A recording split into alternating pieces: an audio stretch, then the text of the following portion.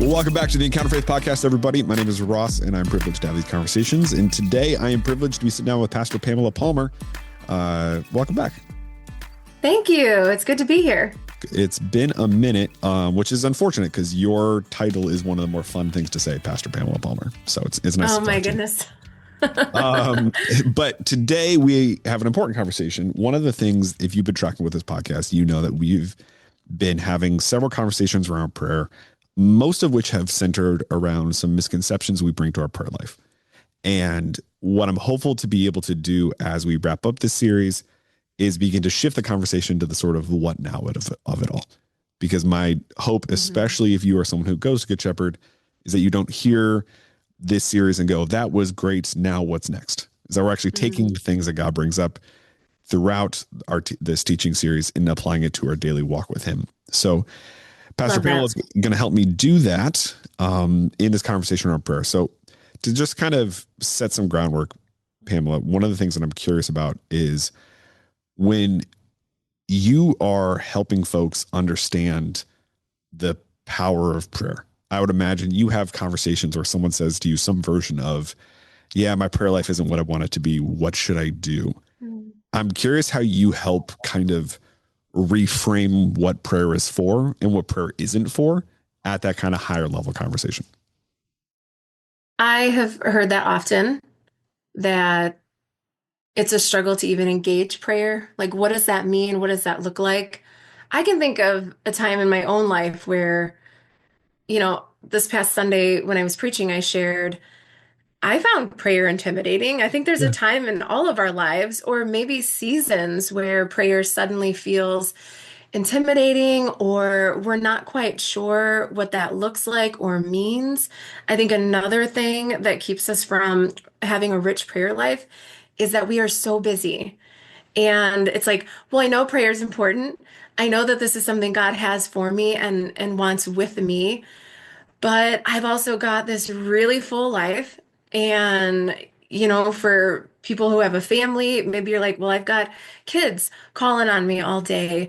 Or if you've got a job outside of the home, you're like, hey, I've got all of these tasks and responsibilities that are on my plate, and I've got to get to that first. And so there's just a lot of distractions. There are a lot of obstacles sometimes that we think we have to overcome for us to finally have the prayer life that we're looking for. And sometimes I wonder, what do people think that prayer life is supposed to look like? Right. And then I think back to my own story and I'm like, oh yeah, because I thought it had to be like, well, I've got to be on my knees all day. And you think of that passage, pray without ceasing. Oh man, how is that possible? So I think there can be a lot of misconceptions, and we set up a lot of expectations around prayer that then make it really inaccessible to us. I think it's a great way to put it, because when you set those expectations of it's going to be a gigantic chair and a gigantic Bible and a gigantic cup of coffee and the house is going to be silent, you're inherently setting yourself up for failure, not because of anything related to prayer, just because of life. And that's before you get into the relational need for prayer. So, go ahead. Well, I was just going to say, I am that person that sets the expectation. I literally love the days that I can brew a cup of coffee and go sit in my little nook and open my Bible and get my prayer journal out. Like, I love that. Can I do that every day? 100% not. Right. Would I love to? Absolutely. But it's just not possible. And so, again, that was something I've had to overcome in my own life, thinking, okay, this is my expectation. This is what I want it to look like. But if I know that God is just calling me and inviting me to come and spend time with him and to dwell in his presence, it does not need to look like this nice little movie scene kind of moment of like, oh, that's what other people are doing, right? So I get it. Like, that's actually me. When you talk about the warm, cozy cup of coffee and the little prayer nook, I'm like, that's what I want my prayer life to look like. Does it? No. It looks totally different than that. And that is okay. 100%. Because what I appreciate about that perspective for folks is this is meant to be a lifelong relationship. And when you allow yourself a little bit of grace in the day to day, it is easier and more likely that you will have those seasons where you're able to have that prayer nook type of experience. There's a lot of folks Yeah. who are listening who have kids who are older than you and I, and therefore they have more time in the morning because they have less Mhm. people begging for their attention and demanding of them in the morning. And those folks have richer prayer lives because they have the time to do so, because they Mhm. gave themselves grace throughout when they were in the stage of life that you and I are in. Yes. So what I'm curious about is, before we even get into the sort of practical context of prayer, the question it's not quite accurate, but I think it's the simplest way to ask it, which is, how do we know when it counts? Like, how do we know when we've done the thing? Because what I think is helpful in how you lay this out is, yes, obviously we want to get to that cozy couch prayer nook type moment. But then when we're doing that in the car and the kids are talking to each other and we're having that moment of prayer because we're not actually our attention's not being pulled. What is the difference, I guess is one way to ask this question, between those frantic sort of just like daily meditation type prayers compared to the sort of nook ideal, use the phrase movie scene type of experience? Well, I think it all counts. There you go. I love that. So again, like that expectation that we have, that wonderful moment where we can actually sit down and pause and like be with the Lord, and that you are in your space and you're in your right place, quoting that out. That's great, and make moments like that, absolutely. But I think prayer is just as powerful and just as meaningful when it's between breaking up fights from your kids in the back seat, Right. or between phone calls or interruptions here and there. I think in my life, some days that's what it looks like. Yeah. I'll get 5 minutes here to read this devotional and just kind of set my mind on a verse for the day. And then a little bit later, after I've gotten some things done, I'm able to come back to the Lord and just like touch base and spend a few minutes in prayer, a few moments in prayer, kind of looking at my day and thinking, okay, what's been going on? What's been happening? What do I need to lift up to you, Lord, right now? Maybe I'm feeling like I'm running out of fuel or whatever it is, but I think it all counts. It's not like God ever goes away or that he's setting that expectation for us. Some of that's in our own mind. And so what does it look like almost to say, well, hey, maybe that's my goal someday. But if it's not realistic right now to have that prayer nook 2 hours a day kind of thing, maybe you squeeze that in every now and then, but that can be really unrealistic for people in our day and age, Right. whatever season of life you're in. And so, what does it look like to pray as you go and to pray as moments arise? There are things I do, like we keep a devotional in the kitchen. I've got one in, our kids have their Bibles in their bedrooms. I've got a devotional on my nightstand and my prayer journal on my Bible. I sometimes keep our devotional on our dining room table because when we're eating a meal together as a family, that can be a great way for us to start talking to each other about God. And hey, you guys, let's stop eating right now and say an extra prayer about that. Right. And so it helps sometimes to put resources around your home. At least that 100%. works for me, so that it's there when I need it and it's there when I'm in the thick of it. And I realize, oh, I have an extra like 10 minutes. Let me slow down Mhm. and like close my eyes and just spend this 5, 7 minutes with God. And so I think just in the practical sense of life, like maybe you keep a devotional on your work desk or you keep your prayer journal. There are prayer maps on Amazon. It sounds more sophisticated or weird than it is, but if you get a prayer map book from Amazon, it's basically a blank book, but it has guided sections that Mhm. show you like, here, put your verse that you're thinking on today and that you're praying on today. And then there's a spot for like reflection, bullet points, prayer requests, answered prayers, praises that you want to give to the Lord. And so something like that, you could leave that on your desk at work and Mhm. open that up when you have a few minutes. But it can be throughout the day and it counts just as much. And God is always there, Yeah. always waiting, always listening, always hearing our prayers. And those moments that we lift up to Him, you know, it all matters and it all brings us closer to the Lord. Well said. I'm glad you took the time to kind of reiterate that and provide some practical examples, because that is so much the heart of what I hope this conversation is for folks. Is it's going like, oh, I never thought about trying that thing. I have all these books in my library section of my Mhm. house. I'm going to put them on top of the various piles of things in my house, because that simple thing, frankly, dear listener, whether or not you open the book or not, is a helpful way to help reframe the sort of daily stresses of life, because you are visually have that reminder. It sounds overly simplistic. Here's one way to say this, dear listener, is if you would try to do something to help your husband remember something, that actually might be helpful, a helpful way of framing your prayer life and your prayer practices.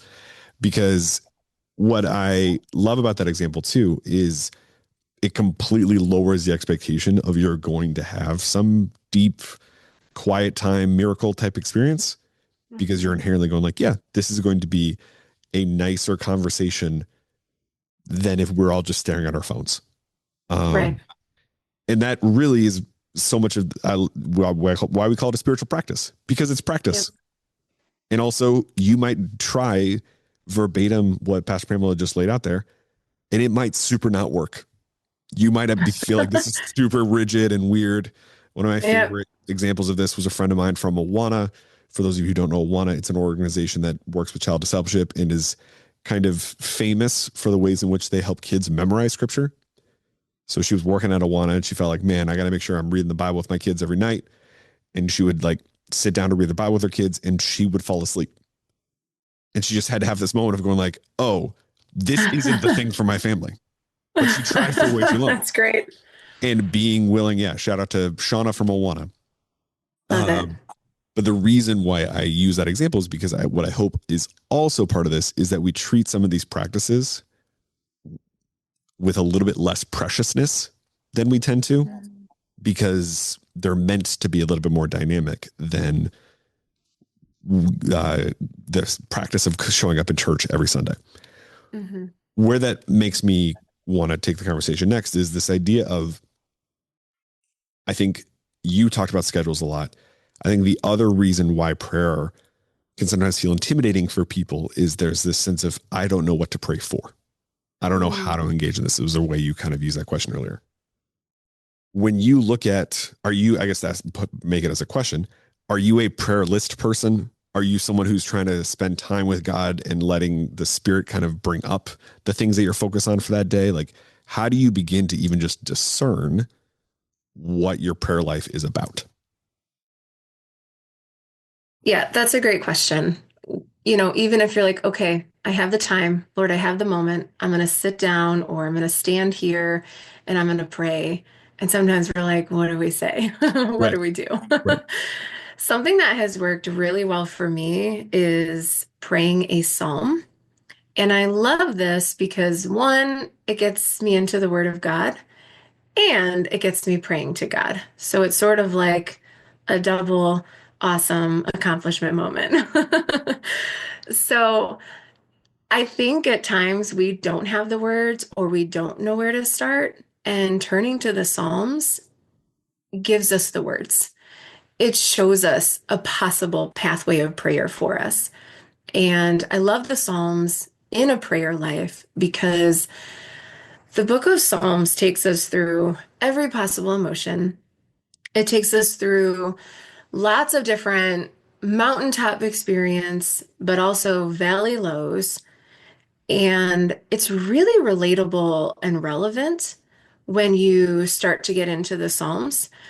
There is a book, it's called In the Lord I Take Refuge. It's 150, which is how many Psalms there are. It's 150 devotions through each of the Psalms.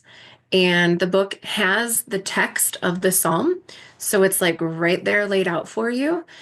And then it gives you a devotion and some background on it. The book is by Dane C. Ortland.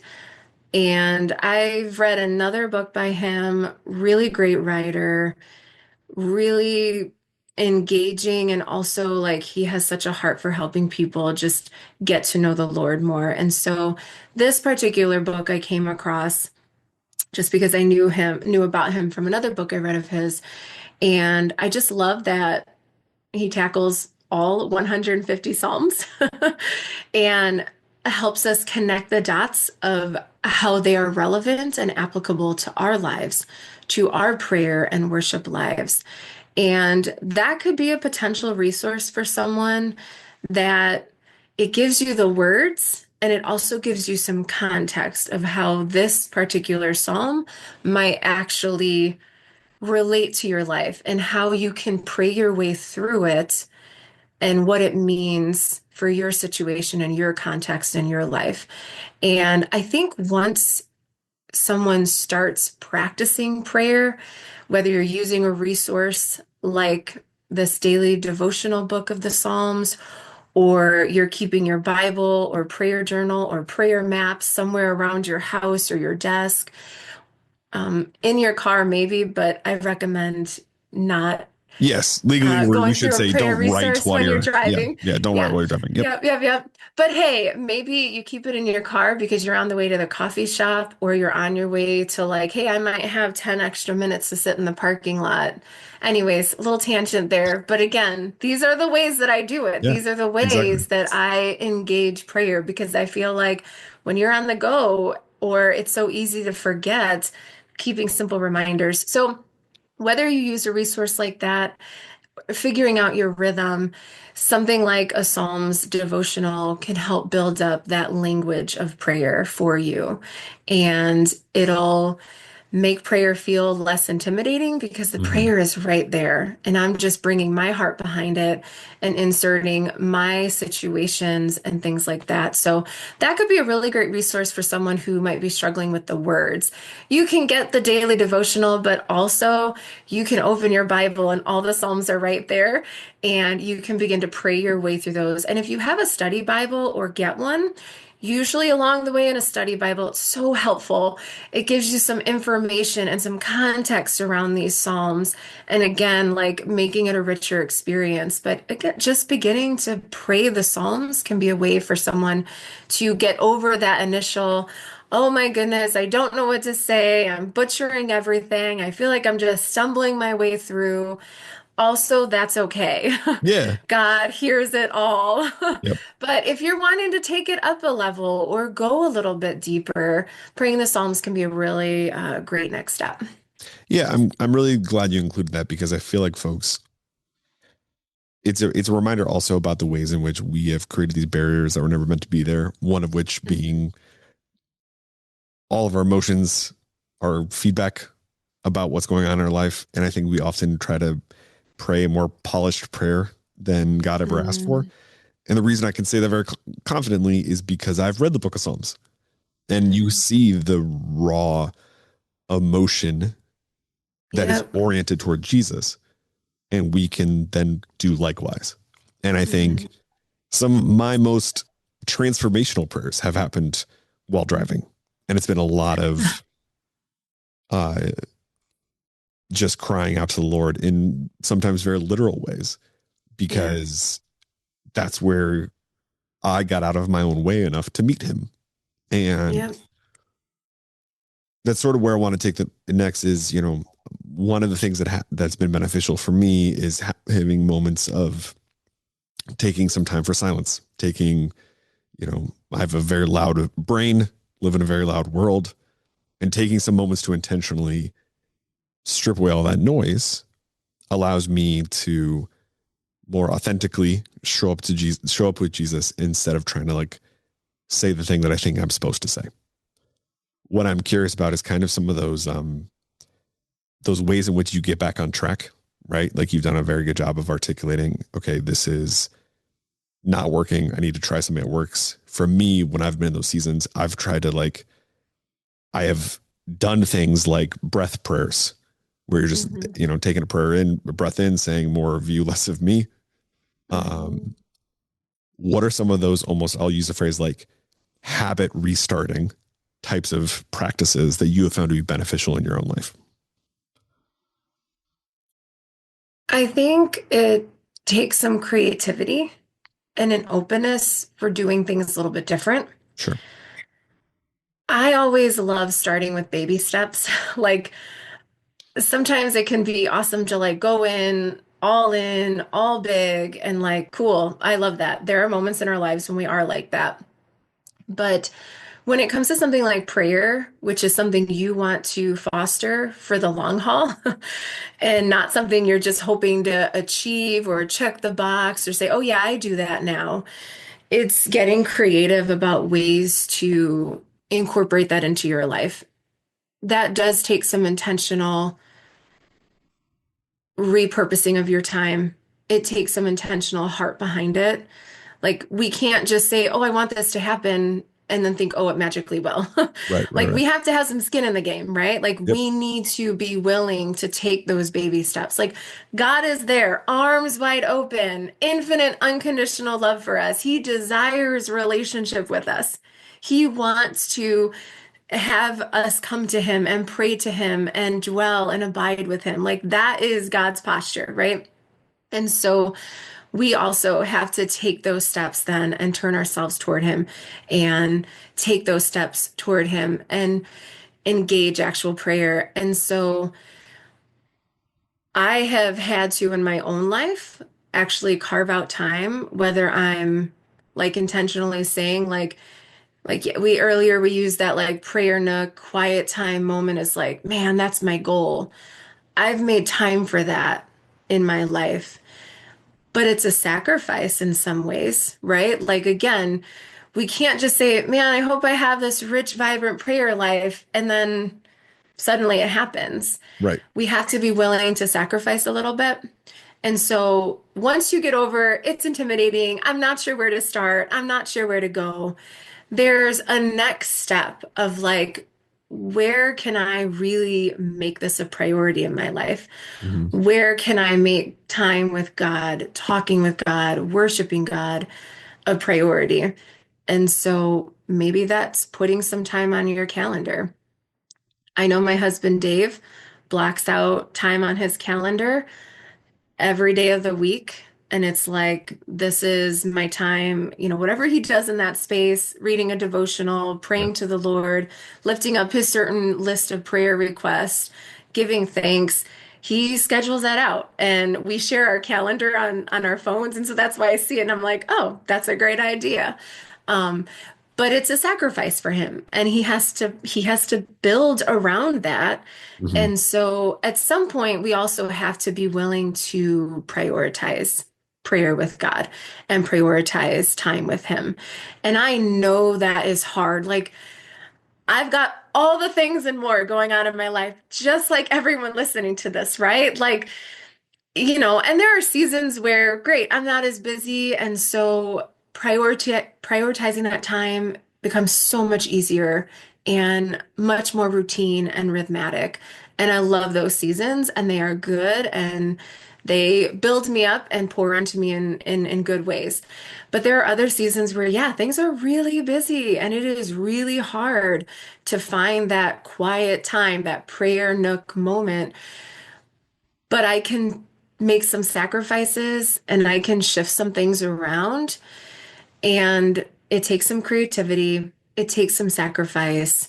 But I think a good first step is actually just scheduling it into our lives or whatever mode works for you. Like maybe you're not a calendar person, but you're a post-it note person. Mhm. Make a post-it note for it Mhm.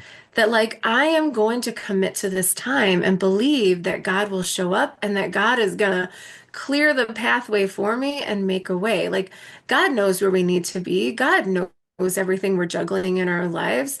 He's got that. He still wants time with us. Yeah. And so I think if we're willing to prioritize that, you'll see that rich prayer life begin to develop. 100%. And I love that you listed some of those different examples because I think a lie that too many of us believe, probably all of us believe at various points in our life, is that, well, I'm supposed to be able to do this just because I want to, or just because it's the right thing to do. And that just doesn't work in any area of our life.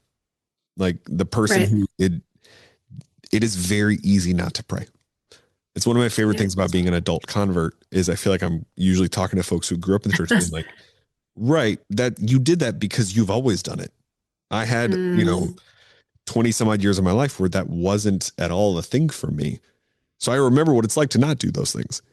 right. And what I'm hopeful for folks in hearing that is they hear the freedom, but also the agency they have in making some of these happen.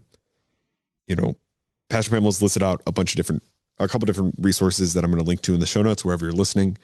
But what I also think is helpful to maybe like land the plane on, because for folks who are still with us, is we live in this age where there are so many resources. If you type in the word devotional Hmm. into Amazon, you're going to get overwhelmed by the amount of things that are there for you. Hmm. In the same way that the person who's listening to this shows up at a church on a Sunday and is discerning what they're going to be taking away from their message. What I think might be a helpful place to land things is, how do you begin to discern through these resources, these things that are meant to be tools to help our own discipleship? How do you begin to go like, yes, this works for me, or this might work for me at some point, but right now this is actually not the best practice. Like, and then obviously, actually this is heretical and I'm going to avoid this now, right? Like, how do you kind of have that wisdom as you're looking at all these different tools? So that question reminds me of a story from my college years. Great. I had a good college friend, and she did this crazy thing called journaling to the Lord. And I was like, "You like write letters to God in your Yeah. journal?" And she's like, Yes. "Yeah, that's how I pray." And I was like, "That's so weird." And I was like, "I can't believe she does that." Yep. Yep. Yep. Yep. And I do that now. Of course. Of course. Yeah. We knew where the story was going, Uh-huh. right? Uh-huh. Sometimes it can be so helpful to talk with other Christians. What are you doing? Other believers, what's worked for you lately? Hey, there are hundreds of thousands of devotionals on Amazon alone. What's one you've liked? What's one that has been really engaging for you? I think sometimes it is a little bit of let me try something and see if it works. And if not, go on to the next thing. But I do believe like if we are searching for ways to connect with God, He is going to show up and lead us to the right resources. Like, pray for your prayer time kind of thing. That's a great way to put Now it. we're just Yeah. kind of going in circles, but it can be really helpful to just ask other followers, like, hey, what are some things you're reading? What are some ways that you're trying to enrich your prayer life? I realize we may not always have those kind of conversations with people. Like it seems like, oh gosh, how do we even bring up that? But bring it up because that accountability, that I've got someone walking with me, someone I can share ideas with. No doubt. Who do we tell when we just read a great book? We tell everyone, you got to read this. Right. People have those resources already, and we may not even realize it. But ask around, see what other people are reading. Also, maybe it's been recently shouted out in one of these prayer-based podcasts that you've been doing, but Tara Beth Leach, Great Morning Revolution, an amazing resource around how you can spend your prayer time. I know we've all heard about her book, but it's incredible. Yeah. And I want to raise that up as another great starting point. We did a whole sermon series on that book, and we asked the congregation to go along with us in that prayer practice during that series. And for those who did, it was transformational. Mm-hmm. It deepened faith. It grew their prayer life. And so I'm going to shout that out as well because I think it's an incredible resource for us. But ask around. Ask what your friends are doing to engage the Lord and deepen their prayer life. And you might hear something like I did way back then, thinking, yeah, I don't know if that's for me. That's kind of strange. Yep. And then you give it a try and you're like, actually, I love to write, and that totally works for me. Uh-huh. Exactly right.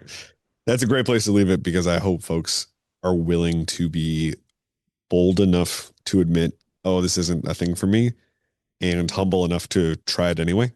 Yep.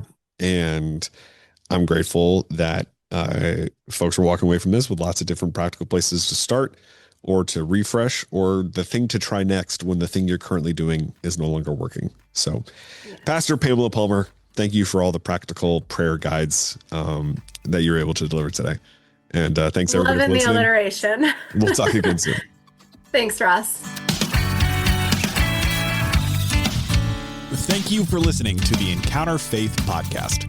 This podcast is a service of G. Shep Productions from Good Shepherd Lutheran Church in Naperville, Illinois. All rights reserved. If you're in the area, we'd love to meet you on a Sunday morning at our 9 a.m. or 10:45 services.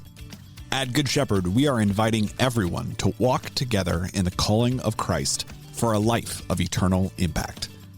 This podcast is produced and hosted by me, Ross Cochran, and our theme song is Wake the Earth by 1111 Worship. Thank you for listening. We'll talk again soon.